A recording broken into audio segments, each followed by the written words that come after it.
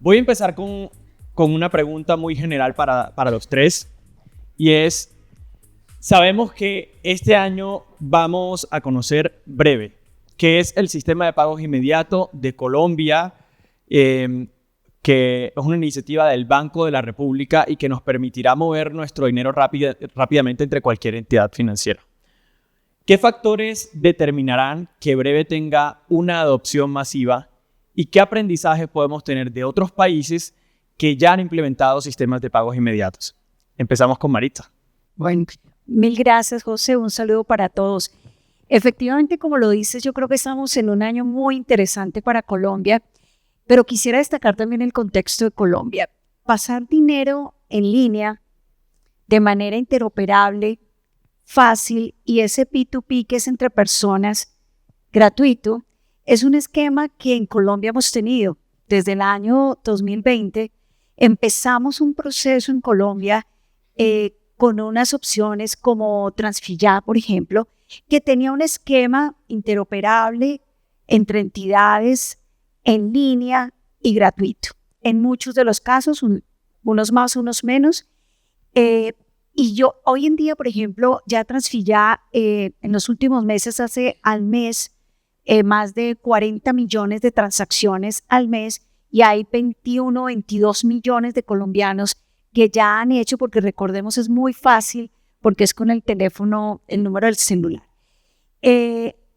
También hemos tenido otras experiencias como comienzo este año, en que también creamos otro mecanismo que ya es con ese concepto de llave.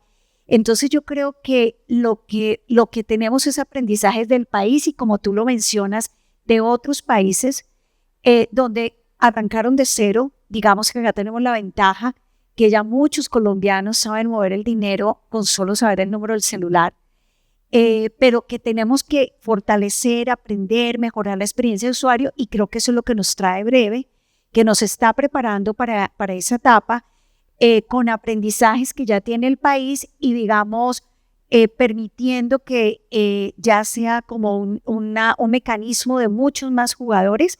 En este último caso que tenemos de comienzos de año, digamos que empezamos un grupo de entidades, mencionaría DaviPlata, Nequi, Bancolombia, Davivienda, pero a las 3 semanas del nuevo esquema con el concepto llave, que es que el que va a recibir dice, bueno, me voy a escoger o mi número de celular o mi número de cédula, o me escojo un alfanumérico. Ya tenemos hace unos días a Nu, que entra a este riel de privado, y bueno, tenemos ya 21 millones de llaves en tan solo 4 o 5 semanas ya dadas por el consumidor, que va a empezar a poner clientes. Son como 11 millones de ciudadanos. Entonces yo creo que, como lo mencionas, es una tendencia global. Lo tienen desde India, obviamente en la región hablamos mucho del caso de Pix, pero creo que Colombia tiene la ventaja de que tiene una mezcla de cosas, y bueno, a aprovechar este año para que todo colombiano que quiera recibir dinero, lo único que tiene que poner es una llave muy sencilla y recibir en línea, y ese P2P pues seguir fortaleciendo, que es interoperable y gratuito. Entonces yo diría que los aprendizajes es que tenemos la ventaja que en Colombia tenemos ya el 96% de los adultos con un producto de acceso muy dado por las billeteras en Colombia, hechos por los bancos. Ahí destacamos a un Nequi, a un DaviPlata, está un Dale, también de fintechs que arrancaron desde fintech como Mobi, como otros jugadores. Entonces Colombia tiene como los elementos para hacer que esto sea mucho más fácil y podamos seguir creciendo en ese mover dinero fácil y seguro, ¿no? Para todos, que creo que ahorita hablaremos también de seguridad. Gabriel. José, pues primero muchas gracias. Yo creo que hay que hacerle un reconocimiento a Forbes por liderar estos temas y poner estos temas siempre en la agenda. Igualmente a Maritza y a Camilo, dos expertos en este tema. Yo creo que lo más importante es entender que esto puede ser un cambio del paradigma de consumo, y parece muy chévere como continúa la charla de Nielsen. Vamos a ver un cambio del paradigma de consumo de los colombianos de una forma que yo creo que muy difícilmente vemos en nuestra vida. Yo creo que Colombia es el país de las oportunidades, y el tema de los pagos interoperables estamos frente a una oportunidad sin igual, una oportunidad de tener un sector financiero muchísimo más grande que nos beneficia a todos, a quienes estamos acá arriba de los consumidores el día a día, tener más entidades que estén entrando a ofrecer este tipo de productos, pero sobre todo es un cambio de paradigma del consumidor más vulnerable en Colombia. Y yo se los dejo, digamos, acá con un par de cifras para que ustedes entiendan la magnitud de lo que está a punto de pasar, porque muchas veces nos quedamos de que es breve y digamos que nos quedamos un poquito en la nebulosa, pero mirar esto en contexto, bien sea de otros países que ya lo han hecho para entender hacia dónde vamos, o las posibilidades de lo que tenemos hoy en día, que se ha construido con un esfuerzo inmenso, sobre todo por la banca tradicional y desde el 2018 por los actores nuevos fintech, digamos, esa promesa de valor de lo que puede ser viendo acá en específico en el país. Porque hay que reconocer que venimos de un sitio, Colombia ya hace este tipo de transacciones, Colombia ya hace transacciones en tiempo real. Si nos vamos al año 2023, a los datos del Banco de la República, se hicieron aproximadamente 12 millones de transacciones al mes en tiempo real. Pero hacia donde está migrando esto, de esos 12 millones, más o menos 9.5 fueron intraentidad, es decir, transacciones en tiempo real entre personas que tienen la misma entidad financiera, el mismo banco, la misma fintech. Y solo 1.5 fueron en el 2023 a través, digamos, cruzando esa frontera. Hay un valor inmenso en permitir que distintos jugadores empiecen a competir moviendo el dinero igual de fácil. Acá hay una premisa y es que mover el dinero tiene que ser igual de fácil que transar en efectivo. Tiene que ser igual de fácil desde el punto de vista del Estado, reducir los costos que le estamos cobrando a la gente por transar de manera digital y desde el sector financiero, digamos, permitir que la gente escoja y que ese dinero se mueva libremente y que el techo del mercado no sea puesto por el jugador más grande, es decir, que yo tenga el incentivo a que mi dinero se quede en el jugador más grande, sino que sea el que me ofrezca el mejor producto. Y ese es un gana-gana desde el sector financiero innovando y compitiendo a través de producto y los consumidores teniendo, digamos, una multiplicidad de productos. Y ahorita Maritza decía una cifra espectacular. En Colombia estamos haciendo a través de Transfilla, que ha sido, digamos, como ese referente, 40 millones de transacciones al mes, digamos, esas sí ya totalmente interoperables y a través de entidades financieras. Ahorita van a escuchar ustedes a Camilo, yo le he hecho, digamos, ahí flores porque los socios de Camilo operan, digamos, ese icono que es Pix en Brasil. Pix en Brasil hace al día 226 millones de transacciones. 226 millones de transacciones interoperables al día. Entonces estamos en un cambio de paradigma de cómo la gente va a empezar a generar esa trazabilidad y ojalá eventualmente acceder al crédito, pero cómo esto se vuelve, digamos, muchísimo más fácil. Y antes para no sentarme en la palabra, les doy dónde está la posibilidad y el reto de lo que tenemos. Mirando otra vez hacia atrás, casi el 85% de las transacciones están en esa interoperabilidad que ya tenemos, entre 100,000 pesos y 5 millones de pesos. Estamos dejando un segmento inmenso de la economía que son quienes más se van a beneficiar de eso. Poder incluir las transacciones en el día a día digamos, del segmento más vulnerable de la economía es una promesa de valor inmenso de inclusión financiera, de ofrecerles servicios a las personas, de digitalizar sus transacciones, de permitirles el ingreso, digamos, a una economía global a través de la digitalización de sus pagos y eso va a ser, digamos, un cambio sustancial desde el punto de vista de consumos. En Brasil hoy en día, hablando de e-commerce también por lo que decía Nielsen, para el año 2025 se van a hacer más transacciones en e-commerce a través de Pix, a través del sistema de pagos interoperable de Brasil, que a través de tarjetas de crédito. El 44% de las transacciones de e-commerce en Brasil este año se van a hacer a través de Pix versus el 41% a través de tarjetas. Es un cambio de una forma de consumir como quizás ni siquiera nosotros lo estamos entendiendo, pero esto va a transformar para bien el sector financiero, los consumidores financieros y la inclusión financiera del país. Camilo. José, muchas gracias por la invitación y por supuesto a Forbes. A ver, yo creo que aquí tanto Maritza como Gabriel han dicho elementos importantes que apuntan a por qué este mercado va definitivamente a ser muy exitoso. Voy a tratar de ir un poco más allá. Yo identifico como 3 elementos que hacen que esto sea hiper exitoso y lo va a hacer. El primero es el tema del estándar que escogió Colombia. Hay como 3 grandes modelos de pago inmediato en el mundo, los más exitosos que son WeChat en China, UPI en India y Brasil con Pix. Y fíjense que a pesar de tener una 7ª parte de la población de India o de China, Brasil es de lejos el más grande en transacciones per cápita de los 3. Además, aprovecho algo mi cuñita, nuestros socios brasileños son hoy en día el mayor procesador de pagos inmediatos del mundo. Nosotros en Brasil el año pasado hicimos $1 trillón, un poquito más de $1 trillón en transacciones, que es casi que un poco más que el total de transacciones de pago inmediato que hizo UPI en India solamente. O sea, esto es una compañía muy grande con una tecnología muy especial. Entonces, ese estándar que está basado en el concepto ISO 20022 es fundamental porque es el que, de todos los estándares que hay a nivel global, es el que realmente minimiza el riesgo que se da típicamente en los modelos de pago como los que tenemos hoy en día en Colombia todavía, de ciclos de compensación y liquidación. Ahí la compensación y la liquidación se hace en tiempo real a nivel de cuentas en el Banco Central un sábado a las 3 de la mañana. Eso es buenísimo porque ya se acaba ese concepto de las cámaras de compensación de los pools de liquidez que era nuestro sistema de pagos, y eso va a hacer que se profundice muchísimo porque el riesgo se minimiza tremendamente. Ese es el primer concepto. El segundo concepto es el tema de interoperabilidad obligatoria.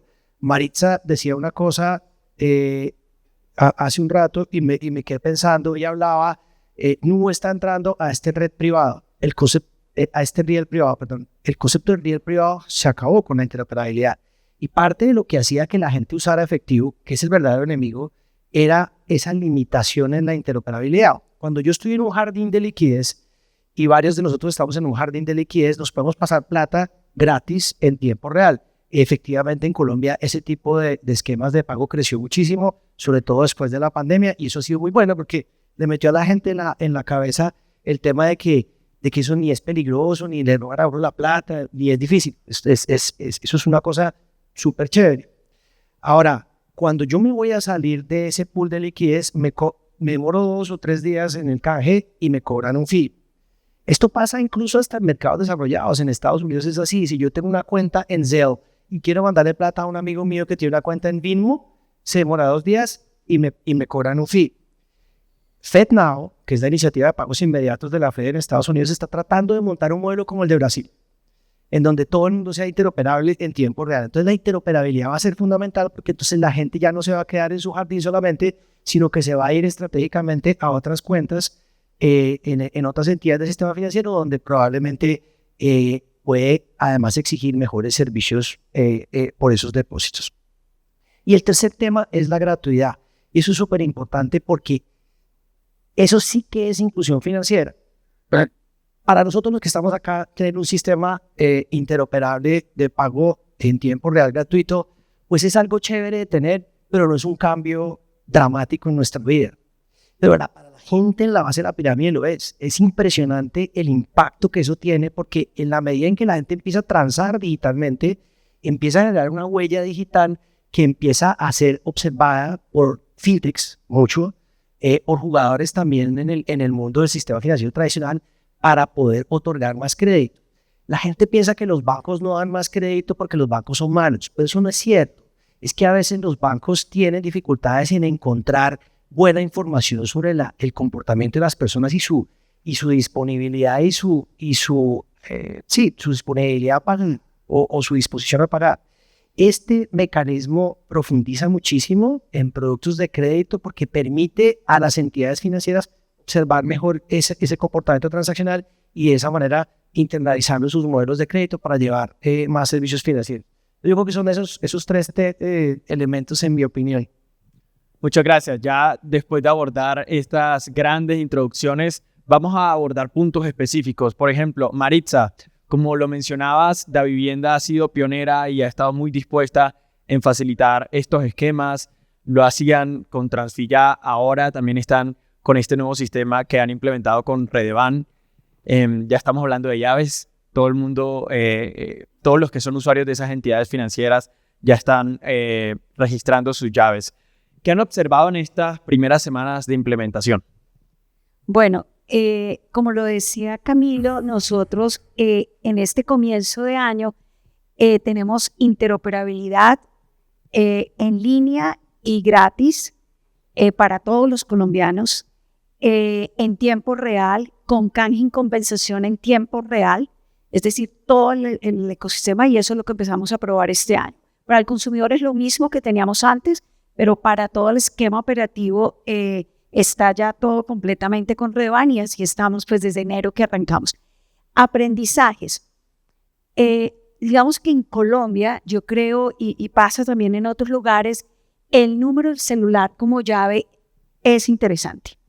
Le facilita a la gente. Nosotros teníamos también un esquema y es que cuando yo paso montos altos, normalmente yo doy el número del producto bancario y mi banco, si voy a pasar montos grandes. Pero en Colombia, con las billeteras que tenemos, que han tenido una acogida increíble, el celular se ha vuelto muy sencillo, además porque la función es muy fácil, lo jalas desde contactos.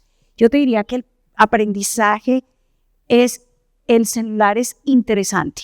En general, de todas las llaves que tenemos, casi un 55% ha sido el celular, el que han puesto los colombianos de las 21 millones de llaves que hemos registrado. Y el otro, que es el alfanumérico, y hablo por el caso de la vivienda, nuestras llaves están muy fáciles, de acuerdo al estándar que definió el BANREP del Banco de la República, es @Davi, su número de celular, @Plata, su número de celular. Entonces, en nuestro caso, el 80%, como la gente está usando la llave, es asociada al número del celular, poniéndole el Davi o poniéndole el Plata o el número de celular directo.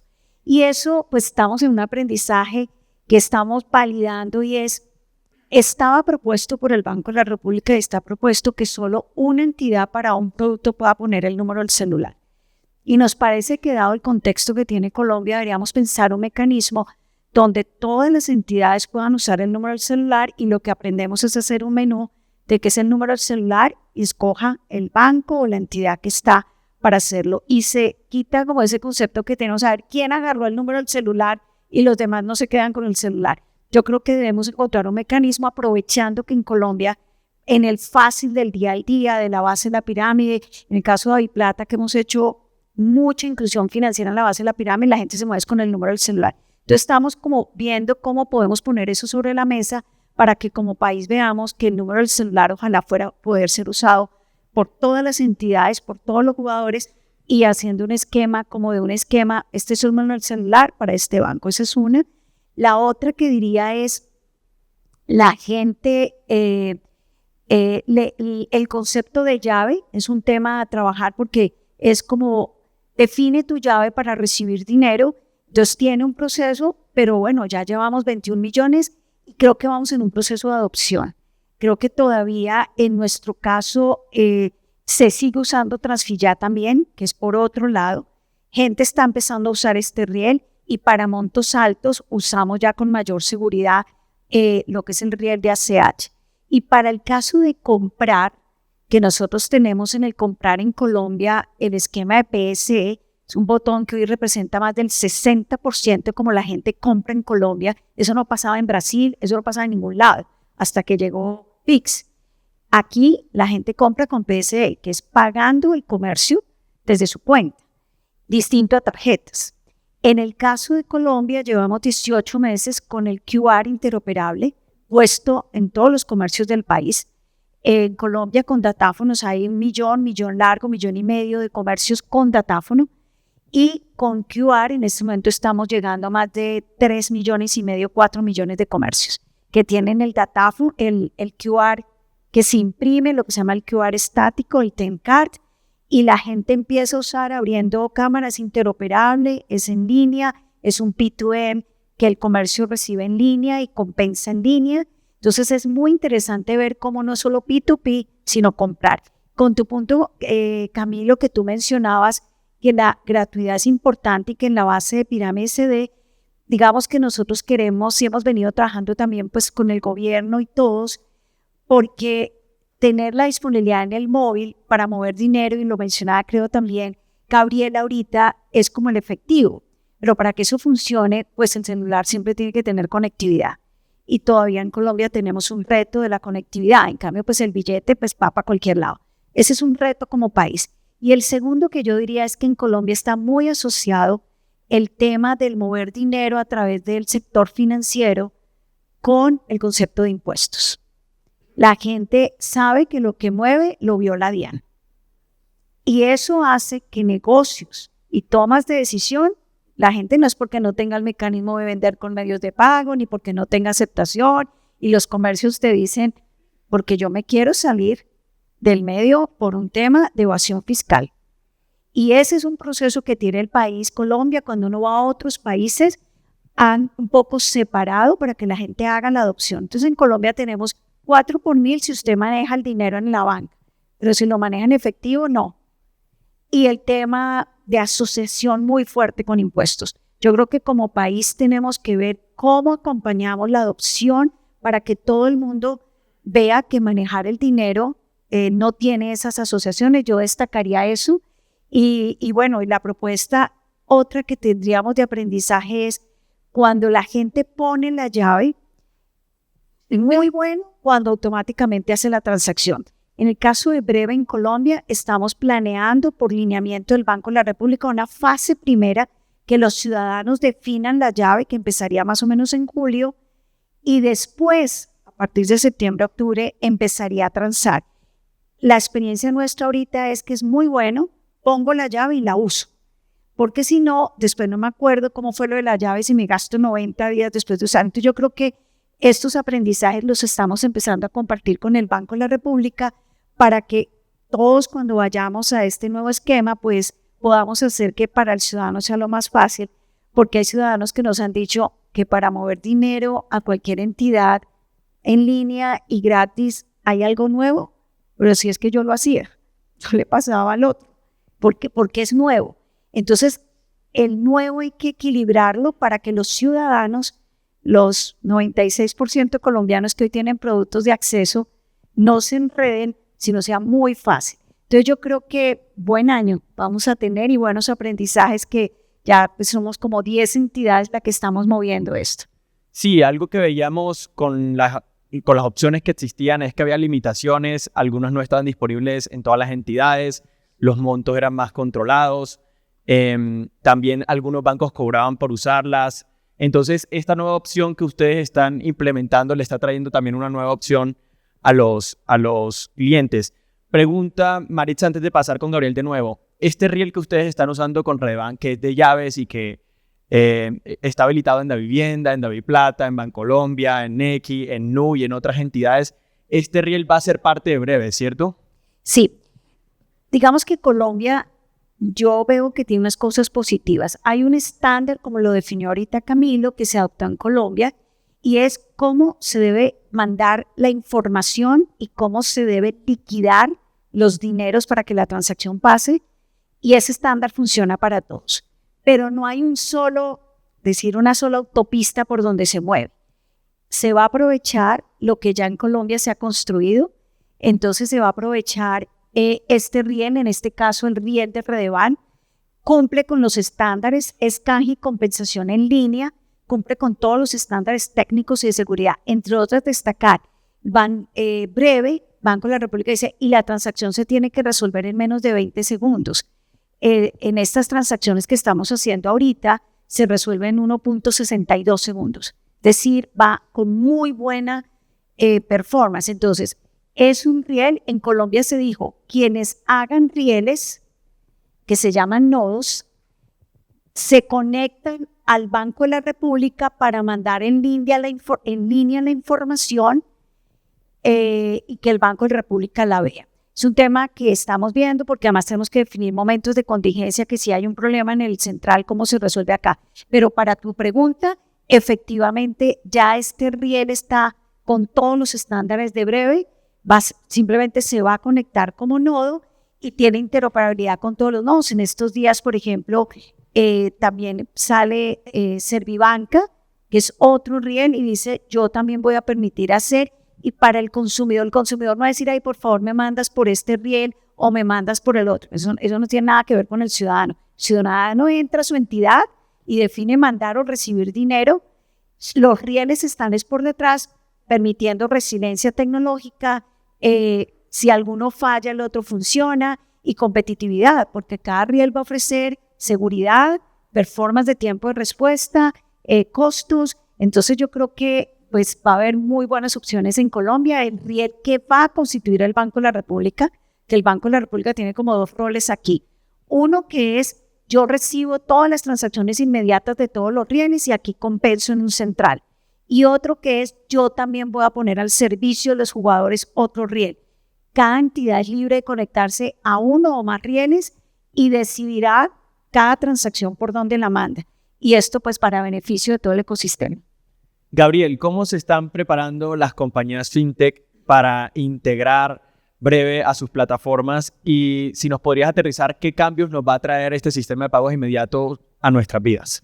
Pues desde el ecosistema fintech, justo ayer tuvimos un día fascinante donde juntamos más de 250 personas del ecosistema fintech con el Banco de la República, viendo todos los escenarios específicos para el alistamiento de este tipo de compañías. Y hay distintos segmentos porque, por supuesto, están los neobancos, compañías inmensas como Nu, RappiPay, Nulo y otros que van a entrar, digamos, como una competencia más de tú a tú con el sector financiero tradicional.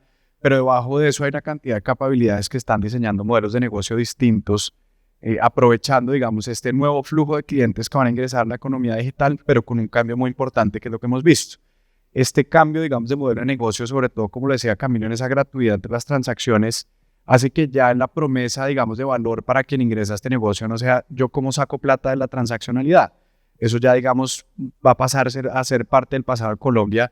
Pues a mí no me, digamos, eso no me va a representar a mí un balance, digamos, desde la compañía fintech, haga o no muchas transacciones, pues eso no me va a traer un ingreso en el escenario de personas, en el escenario de P2M es diferente, pero cómo yo desarrollo modelos de negocio encima de esos altos volúmenes transaccionales, cómo compañías están empezando a desarrollar, por ejemplo, capacidades en términos de onboarding. Esto tiene, digamos, en onboarding, ciberseguridad y fraude, unos componentes distintos. En la medida que nos volvemos completamente interoperables, pues se masifica también el posible riesgo sistémico, riesgo de fraude y distintos tipos de riesgo que hay que mitigar, que hay unas compañías fintech hiper sofisticadas que están enfocándose exclusivamente en eso. ¿Cómo aseguramos un nuevo sistema, una nueva realidad interoperable, pero también hay unos modelos, digamos, holísticos, si se quiere, muchísimo más, pues mucho más grandes que desde el punto de vista de la complementariedad de seguros están buscando cómo crean esos modelos de negocio, por ejemplo, visibilizando las transacciones, pudiendo armar perfiles de crédito que se puedan ofrecer a distintos jugadores. Y como yo empiezo a recoger,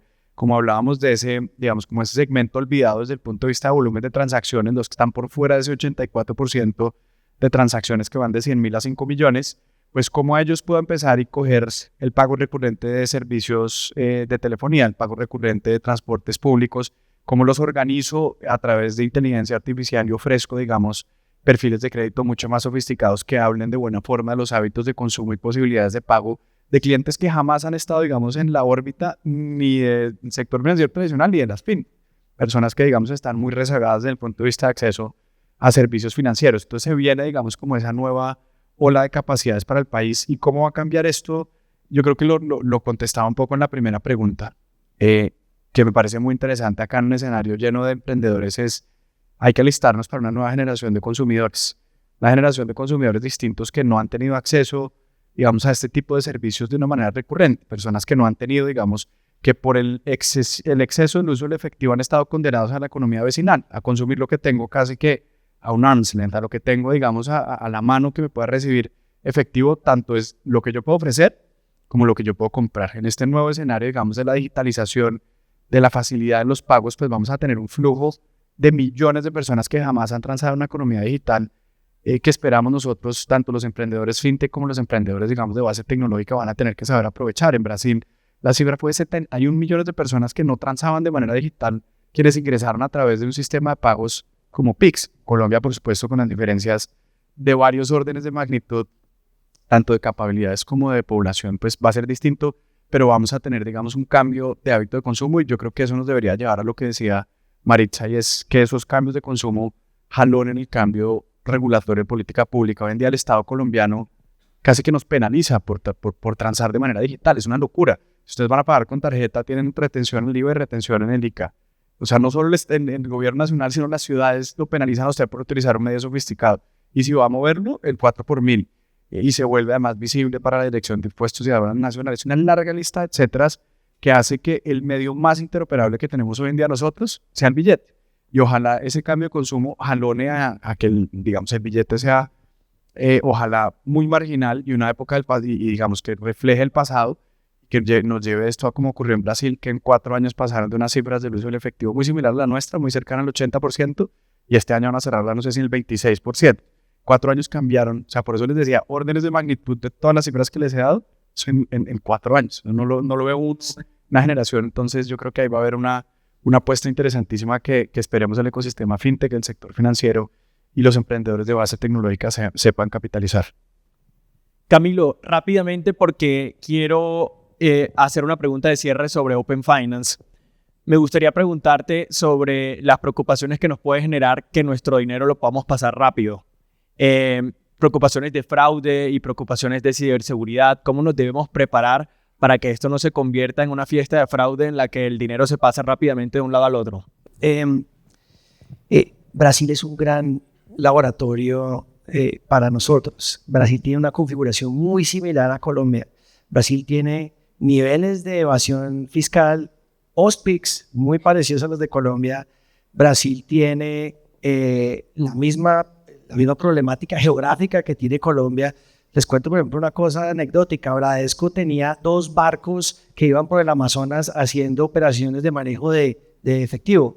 Postpix dijeron, ¿para qué? Voy a poner unas antenas de Starlink y la gente que tenga problemas de conectividad va a ir cerquita a la antena y hace sus operaciones en PIX. Entonces, todo eso va a pasar acá. Allá había 4 transportadoras grandes de valores, hoy queda una. El efectivo se va a acabar. Se va a acabar sobre todo en zonas urbanas. Eso es bien importante. ¿Qué tenemos como experiencia del tema de fraude y de este tipo de fenómenos que por supuesto saltan cuando uno habla de pagos digitales? El fraude dentro de PIX es bajísimo. Está alrededor por debajo del 0,5%. ¿Qué va a pasar? Y tenemos que prepararnos como sociedad para eso. Que va a haber crímenes, robos y cosas en donde le dicen a uno con un arma, mándeme un breve ya. Y entonces pues uno va a tener que mandar un breve. Pero eso no es un fraude. Eso es un robo, como si me estuvieran robando la plata, la billetera, pero como ya no va a andar con billetera, entonces me van a decir, déme un breve ya a este número. Entonces, eso es lo que va a pasar. Eso pasó en Brasil. El fraude es bajísimo, literalmente. El fraude es bajísimo, es despreciable, es un número chiquitico, pero sí hay cosas de estas, pero pues ese es un problema de sociedad, eso no es un problema de la tecnología ni el sistema de pagos. Entonces, Brasil es un muy buen ejemplo para todas estas cosas. Yo creo que tenemos que mirar muy bien lo que pasó allá, porque muy probablemente es lo mismo que nos va a pasar acá. El tema del efectivo. Claro, es que nosotros somos un país en donde el efectivo ha predominado por mucho tiempo. Incluso hay entidades financieras muy grandes que tienen el efectivo como una fuente, digamos, de negocio importante, porque el movimiento, el cash management es importante. Pero eso va a tener que cambiar en la medida en que el efectivo baja dramáticamente, sobre todo en zonas urbanas. Yo creo que Colombia es un país urbanizado, muy urbanizado. El 80% de la gente vive en zonas urbanas. Probablemente en zonas urbanas el efectivo va a desaparecer en 3, 5 años. O va a ser muy limitado. Esperemos a ver si esas predicciones se hacen realidad. Para cerrar este panel y concluir, no quería que termináramos la conversación sin hablar de finanzas abiertas, que es otra tendencia que observamos que se viene. Ya ahí existen regulaciones, existen estándares. Sin embargo, no sabemos qué hace falta para su implementación, cómo se están preparando las entidades y cómo nos podemos imaginar una Colombia con finanzas abiertas. Maritza, en el caso de la vivienda, ¿cómo se están preparando para las finanzas abiertas? Bueno, te diría que primero que todo nos gustan las finanzas abiertas. Retomo lo que comentaba Gabriel y es la información de los clientes, y lo mencionaba Gabriel, sobre todo para la base de la pirámide, no está en el sector financiero. La información está en los servicios públicos de cómo se pagan, la información está de cómo pago yo la compra, ya sea en un sistema prepago o pospago de las telco, cómo compro yo en retailers. Es decir, la información está en mi diario vivir que yo tengo, entre otras, mucho por fuera del sector financiero porque lo hago muchas veces hasta en efectivo. Entonces, el hecho de entrar a finanzas abiertas, nosotros lo hemos llamado más que el Open Banking, es datos abiertos, y es mucho como está en el Plan Nacional de Desarrollo. Aquí lo que se dijo no fue datos abiertos del sector financiero, sino lo que se dijo fue datos abiertos para que sector público, sector privado, sector financiero juntos tomen data que es del ciudadano y pueda ponerla a disposición de tomar mejores ofertas de valor, muy enfocado al Plan Nacional de Desarrollo a inclusión de crédito. Y en ese sentido yo creo que tenemos un camino. Nosotros actualmente ya hemos desarrollado las tecnologías de creación de poder entregar la información. En el último mes, por ejemplo, tuvimos llamados de casi 38 millones de llamados de jugadores terceros, no del sector financiero, jugadores retailers, jugadores de remesadoras, jugadores de muchos comercios, haciendo iniciación de pagos, tomando data de la vivienda para poder hacer sus ofertas de valor. Entonces, digamos que creemos que el concepto de datos abiertos es muy valioso como país porque además pone en cabeza del ciudadano que la información es del ciudadano y él puede dar su consentimiento al jugador que considere le ofrece una buena oferta de valor. Pero para que tenga impacto en que de verdad vamos a poder dar mejor crédito, es bueno que como país diéramos unos pasos de incluir en esta primera fase a jugadores de alto impacto, como son ciertos jugadores del gobierno, de algunas entidades estatales, yo diría telcos, empresas de servicios públicos, y creo que ahí para otorgar crédito, para dar ofertas de valor de que el cliente en un solo lugar haga su agregación de dinero bancaria, hay un gran camino y bueno, nosotros creemos que es una iniciativa de país muy importante, la estamos desarrollando, ya desarrollamos APIs de consulta, de movimientos de producto, autenticación de clientes, la estamos exponiendo a terceros, como te confirmo, 37, 38 millones en el último mes de llamados de APIs tuvimos, y pues creo que varios estamos en ese camino porque creemos totalmente en el Open Banking. Entonces ya ustedes están listos cuando venga el Open Data y el Open Finance. Sí, estamos listos y con todos los jugadores para que todos hagan Open Data. Muy bien, Gabriel, ¿qué hace falta para esa implementación? Para que lo que Maritza está preparando con su equipo ya esté abierto al público en todas las entidades y en todos los sectores, porque como nos cuenta Maritza, esto no es solo un tema de entidades financieras, sino también de organizaciones de otros sectores. Yo creo que en esto, en todos los agentes financieros tenemos un acuerdo. Tenemos un acuerdo de que tenemos que hacerlo, que es urgente, que va a ser transformador y que hace falta un pedazo también. Yo creo que en eso Maritza tiene muchísima razón. Y es decir, acá, ¿qué hace falta desde el punto de vista regulatorio? Que salga el decreto de la obligatoriedad, que ya está, digamos, está para consultas y comentarios públicos por parte de la superfinanciera de la URF y, digamos, en ese momento ya estaremos todas las entidades vinculadas a hacerlo de distintas maneras, de cómo nos conectamos, ahí estarán los terceros de confianza, ahí estará una larga lista de participantes, vienen cosas muy bonitas de cómo nos hemos puesto de acuerdo, por ejemplo, en principio de simetría, donde quien vaya a consumir un dato tiene que estar en disposición para... Lo que se llama reciprocidad. Reciprocidad, correcto. Entonces, el que consume expone y, digamos, hemos llegado, digamos, a un muy buen nivel de acuerdo de todos quienes queremos participar, pero también para que esto sea genuinamente transformador, hace falta cambiar un andamiaje institucional que excede también el sector financiero. Ahora, para correr hay que aprender a caminar. Y ya esto es lo más avanzado que tenemos y tenemos que echarlo a andar entre quienes estamos en el sector financiero y que haya unas capacidades de supervisión del Estado, y que haya unas capacidades del sector privado de poder tener esas APIs disponibles y una larga lista de etcétera, pero también tenemos que avanzar como Estado en incluir esos segmentos de los que hablaba Maritza. Lo primero, el Estado está listo, por lo que nosotros tenemos entendidos, por ejemplo, consultar las bases de datos de la DIAN es una imposibilidad práctica y tienen pues una data diseminada que es muy valiosa, pero que es de muy difícil consulta. Entonces el Estado se tiene que preparar tanto como el sector privado. Tenemos que incluir a las telco, gústeles o no. Espero que acá hayan muchos representantes de las telco y se la jueguen por esta política pública que va por terminar ser transformadora. Pero también tenemos que hacer cambios que parecen ser muy lejanos, pero que este país tiene que empezar a discutir. Colombia, lo sabemos, es un país de arrendadores. En Colombia la propiedad de vivienda es una realidad muy poco próxima, sobre todo para la inmensa mayoría de los colombianos.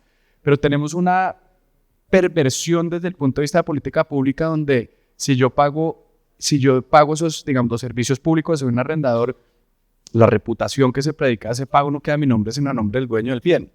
Es una locura. Estamos invisibilizando a la mayoría de de las personas que están, a la mayoría de los colombianos que están haciendo unos pagos que podrían hablar maravillas de su habilidad de pago y nos toca cambiar la ley de vivienda, una larga lista de etcétera. Entonces, primero, aprender a caminar antes de correr, pero tenemos que correr mucho más rápido y para llegar a correr tenemos que incluir a unas personas que hoy en día no necesariamente están en estas discusiones. Camilo, para concluir, ¿cómo se vería una Colombia ideal ya con los pagos inmediatos implementados y también con las finanzas abiertas? ¿Cómo cambiaría la vida de nosotros los consumidores? Yo creo que nuevamente, y perdón ser reiterativo, Brasil es un perfecto laboratorio para nosotros. En Brasil explotaron las finanzas abiertas, explotaron.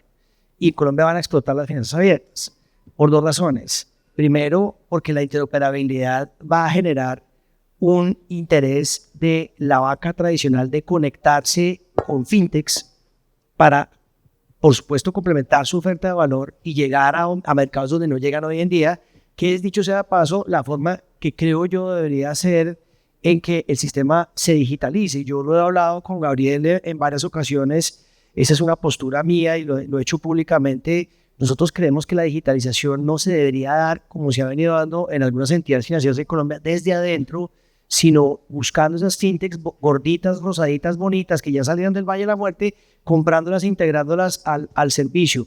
Breve es el perfecto escenario para hacerlo, porque además, claro, toda la conversación, incluso en este panel de Breve, alrededor de Breve, ha girado alrededor del impacto sobre las personas y de cómo las personas van a poder hacer pagos entre ellas. Pero realmente es que el mundo de pagos inmediatos va rápidamente a migrar a todos los segmentos de la economía, incluidas las empresas. En Brasil, por ejemplo, uno puede hacer un Pix de $1 o de 1.000 millones de reales. Entonces, cuando no hay limitación, porque la tecnología lo permite, no hay limitación en esos montos, entonces uno empieza a integrar sobre todo servicios asociados a pago inmediato para compañías, soluciones, etcétera. Y entonces esas grandes compañías, esos retailers, esas utilities, esas compañías que ofrecen servicios públicos, etcétera, empiezan a volverse casi que entidades financieras y a través de ellas se van a conectar un montón de fintechs que van a hacer que ese ecosistema, que es bastante desarrollado en Colombia, es uno de los mercados más desarrollados de la región en Open Banking aún hoy en día, sin Breve, que eso se dispare y se multiplique. Eso va a ser muy interesante y va a tener un efecto multiplicador de crecimiento y de riqueza. Hay una cosa que yo estoy tratando de hacer, no he podido terminar ese análisis, pero tenemos la tesis de que la velocidad del dinero en Brasil aumentó dramáticamente post-PIX. ¿Eso qué impacto tiene en la economía? Enorme. El Banco de la República va probablemente a hacer esos mismos análisis. La velocidad del dinero, porque el dinero se va a empezar a transar más digitalmente que en efectivo, aumenta y eso tiene un efecto multiplicador en crecimiento. Entonces usted me pregunta a mí, ¿cómo va a ser la economía colombiana en 5 años después de la implementación de BRE? Increíble. O sea, va a ser otro nivel de penetración, de inclusión financiera, de actividad económica, de todo. Pues ya veremos. Yo me pasé del tiempo que teníamos previsto de este panel, pero la verdad es que esta discusión la meritaba. Sabemos que Breve y el sistema de pagos inmediatos va a afectar la vida de todos nosotros y entenderlo también es importante. Así que a Camilo, a Gabriel y por supuesto a Maritza, muchísimas gracias por acompañarnos en nuestro foro de Forbes.